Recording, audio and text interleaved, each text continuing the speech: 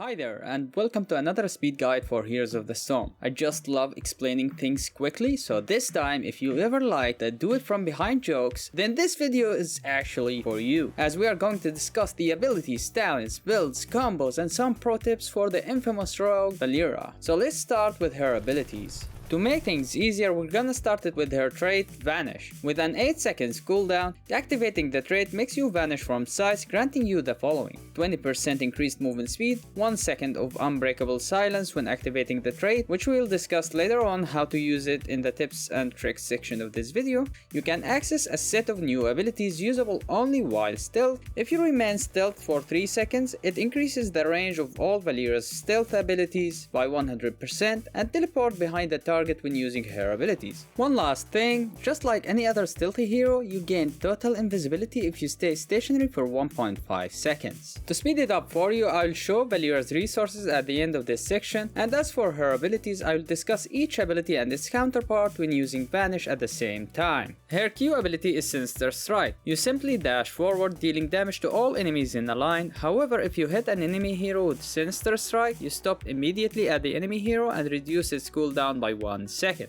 This ability is used not only for engaging and finishing off enemies, but also for dodging abilities and running away from a lost fight. The counterpart while stealth is Ambush, which heavily damages an enemy and reduces his armor by 10 for 5 seconds. The second ability is Blade Flurry. Valeera wields her blade, dealing damage to all enemies in an area around her. The stealthy version of this ability is Cheap Shot, which basically deals a small damage and stun the target for 0.75 seconds while also blinding your enemy for 2 seconds. This ability is very useful to engage basic attack reliant heroes such as Butcher, Artanis, Illidan, and the list goes on. Next, we're gonna discuss the final stealth ability first. The reason for this is that all the abilities we spoke about generate a resource called combo points. As I said before, I will show all her resources so it's a lot easier to understand. So her last stealth ability is Garrote. This ability deals insignificant initial damage in addition to a moderate amount of damage dealt over 7 seconds.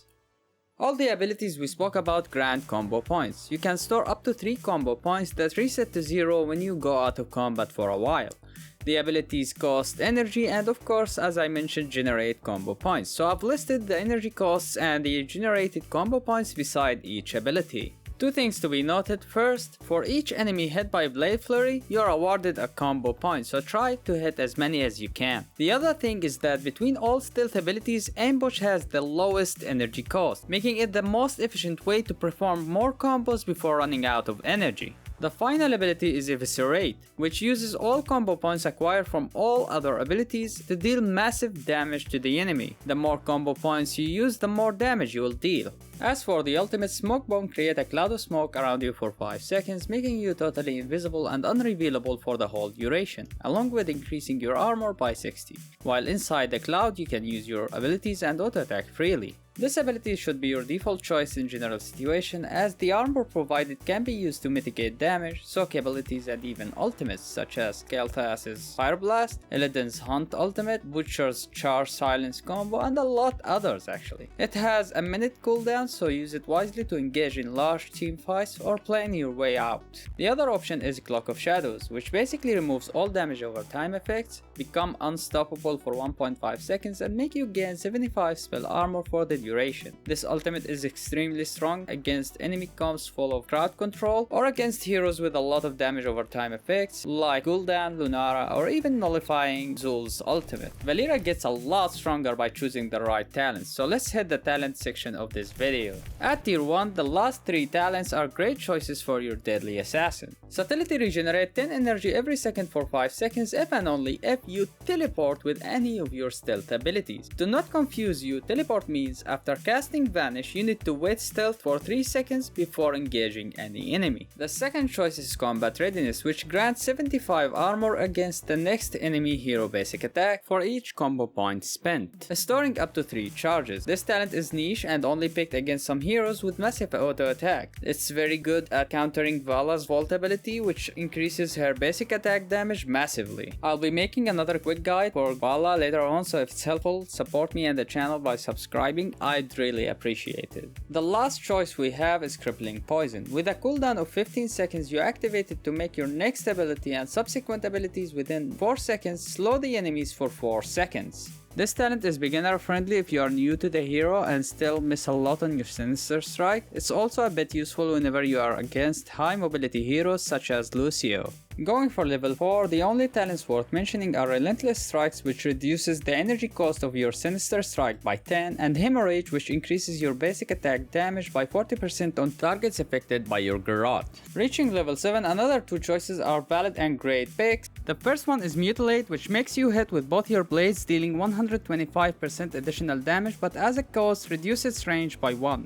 The second option is Slice and Dice. By eviscerating an enemy with 3 combo points, it grants a large increase of 150% to your attack speed for 3 seconds or 3 basic attacks, while also making your basic attacks restore 2 energy. This talent synergizes so well with the previous talent Hemorrhage, which increases your basic attacks damage. Going for tier 13, all 3 options are situational. Death from Above grants easy access to your Vanish by reducing its cooldown by 4 seconds whenever you teleport using your ambush. This talent should only be picked when you're going for the one-shot build we're going to speak about later in the build section of this video. Next is Blind, which simply increases the duration of Cheap Shot's blind by 2.5 seconds. That's a total of 4.5 seconds. This talent can single-handedly destroy a Tracer. The last talent in this row is Strangle. Using Garrote on an enemy reduces his spell power by 40% for 6 seconds. This should be your default choice as it can reduce the healing if used on a healer or generally reduce the damage dealt by other heroes.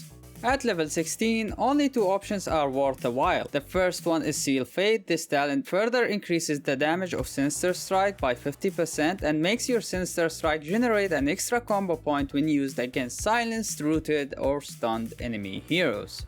The other option is Assassinate. Your ambush deals 50% more damage and reduces the target's armor by an additional 10 if no other enemy heroes are within 4 range of the victim. A skull mark above the enemy hero indicates that he is isolated and the talent will trigger if he's ambushed. Finally, on the last talent tier, Elusiveness increases Valeera's movement speed while vanished by an additional 20%, which makes you very slippery. Rapture, on the other hand, increases Garrote's damage over time by 100% while also making your basic attacks refresh its duration. Lastly, we have Enveloping Shadows, which casts Cloak of Shadows whenever you use Vanish. Only pick this if you are under extreme crowd control conditions. Now that we're done with the basics, let me show you some of the best builds for you to own every game. The first one is the Sinister build, which focuses more on your Sinister Strike. It's an advanced build that requires you to land every Sinister Strike but does a huge amount of damage. The second build is the one-shot build. The core strategy behind this build is to finish off isolated enemies by executing a one-shot combo. We'll discuss this combo later on in this video, so stick around. The last build focuses on keeping your enemies silenced the whole time. This build increases your auto attack damage and will severely punish your enemies. A side note, I don't recommend using it if you are against a lot of blinding heroes. Now that we've finished the builds, let's speak about the combos. For the Sinister build, it's going to be Garrote, Sinister Strike, Eviscerate. Then Sinister Strike, Blade Flurry, Eviscerate. Replace Garrote with Cheap Shot if needed. After this initiation, if the target is not dead, either follow the target to finish him off or run away, try to vanish, wait for your energy to regenerate, then go back and do the same combo again. As for the one-shot build, the combo is as follows. You start with Teleport Ambush, Sinister Strike, Blade Flurry, Eviscerate, then Sinister Strike to keep in range with your enemies, Blade Flurry when possible, and Eviscerate at 3 combo points. This combo is also used in any build that doesn't use the Seal Fate talent. Now you know how to combo your way through your enemies, you'll need some tips to break through tight situations. The first tip is get used to being exposed. If you get exposed, wait for your Vanish to go off cooldown, try to be as close to the enemy as possible, use your Vanish and during the first second of Unbreakable Silence, cast your Garrote or Cheap Shot to start your combo. Through my experience, high ranked enemies will always predict your every move. Tip number 2. If you have trouble landing your Sinister Strike, always move your cursor to the red circle at the enemy hero's feet to perfectly land it every time. Between me and you, it's called hitbox. The last step for you is that Valeera is a roaming hero. You need to gank each and every lane, never stand on a single lane ever. But if there are like some experience on one of the lanes, be sure to get the experience as it contributes to the team's performance. Little things matter. Also, while roaming, stand near enemies' merc camps or in the bushes to provide visions for your team. Now as an inter rogue, you are a certified do it from behind rogue. I'm proud of you! If you find this content helpful, do that like button, smash subscribe, and push me on Twitch. And as always, thanks for watching.